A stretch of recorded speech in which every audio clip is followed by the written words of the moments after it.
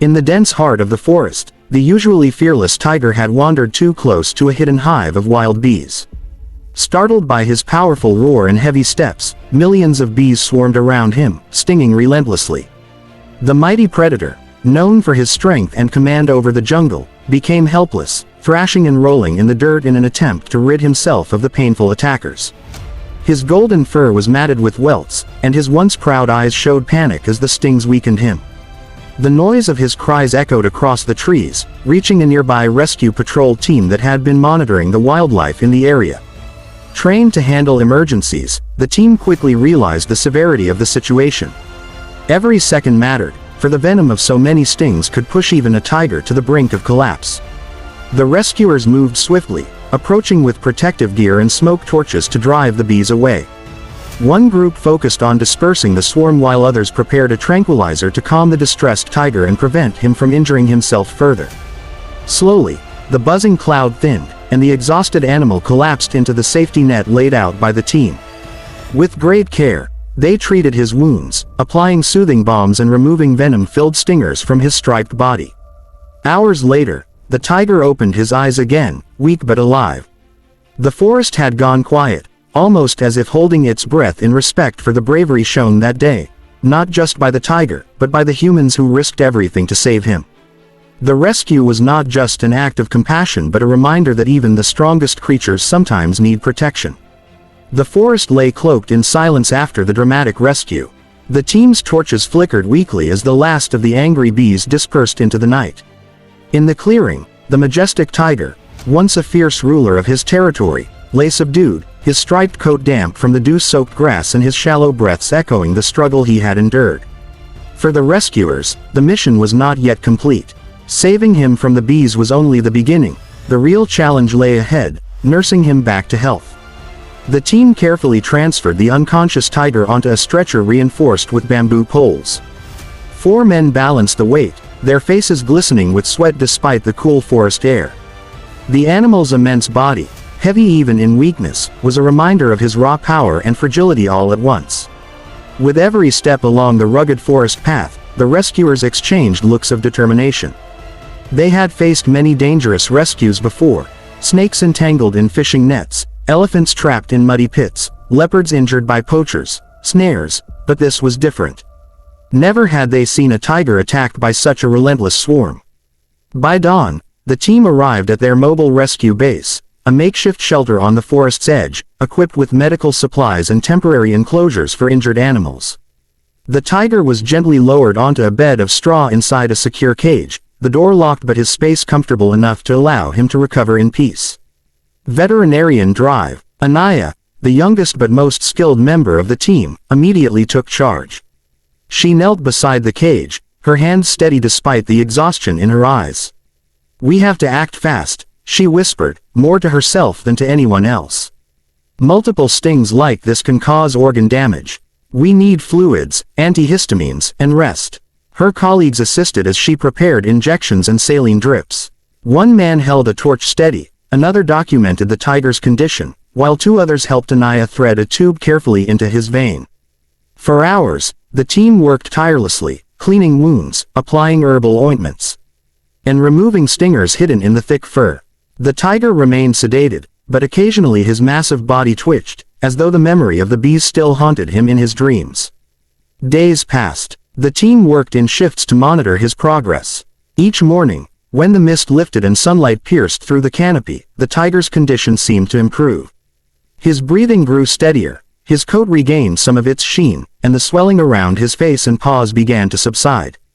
Slowly, his body remembered its strength. The team celebrated small victories: the first time he lifted his head, the moment he growled softly, signaling his spirit had not been broken. Yet, his recovery was not only physical. The trauma of the attack left a mark far deeper. One evening, when the sedation had worn off and the tiger was strong enough to stand, he staggered to his feet and pressed against the cage bars, snarling at shadows outside. The memory of buzzing wings seemed to return with the setting sun. He paced restlessly, his amber eyes wide with fear, no longer the confident predator of the wild. "Doctor," Anaya watched with concern. "He needs time to trust the forest again," she said. "If he returns too soon, he might not survive another shock. Understanding this, the team decided to extend his stay. They built a larger enclosure near the base camp, one that mimicked his natural habitat, trees to scratch, a small pond to cool off in, and plenty of space to roam. Here, under careful observation, the tiger began the long journey of regaining both his strength and his dignity. The rescuers made sure to minimize human interaction, allowing him to feel wild while still receiving care. Each day was a story of resilience. At first, he refused food, turning his head away from the meat offered to him. But hunger eventually overcame fear, and with cautious bites, he began to eat again. His growls became deeper, his movements more fluid. The bees had left scars across his skin, but nature worked its slow magic. His fur grew back, sleek and shining once more, and the power in his muscles returned. The bond between the tiger and his rescuers grew silently. Though he never softened his wild gaze, he seemed to recognize the figures who approached with food and medicine. He no longer snarled when Anaya came close. Instead, he would watch her with an almost questioning look, as though he sensed she had been the one who pulled him back from the edge of death. "He knows," she said one morning, smiling faintly as the tiger sat calmly while she checked his wounds. "Somewhere inside, he knows we saved him." Weeks turned into months, and the question of release grew heavier. Tigers were not meant for cages, no matter how spacious. This one, in particular, carried the spirit of the wild in every movement of his tail, every flicker of his ear. The forest was calling him back. But the team debated carefully, was he ready? Could he survive alone after such trauma? The decision was not easy, for they had grown attached to the very animal whose roar once terrified them. Finally, the day came. The tiger was declared fit to return. The team transported him deep into the forest, far from human settlements and the site of the bee attack. The journey was tense. The tiger, now strong and restless, thrashed against the reinforced cage, eager for freedom.